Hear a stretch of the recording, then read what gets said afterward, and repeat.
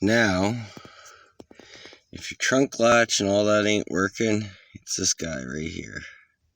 Second here. It's that funky one right here. It's a 10 fuse.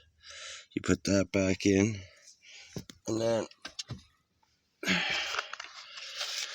this one and 15 down here. Sorry. This one, 15. And this one, control your dome and your keys and all that kind of shit. So, second here, just bear with me.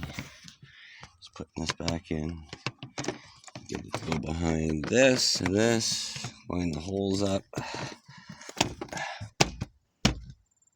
There we go. And she's closed up. But now my key should work. See?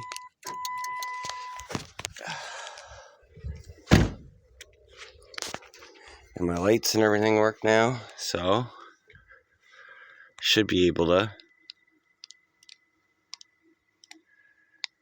Oh, that would help. So now that this is done, clip this into the new one. Almost forgot that. Now it should work.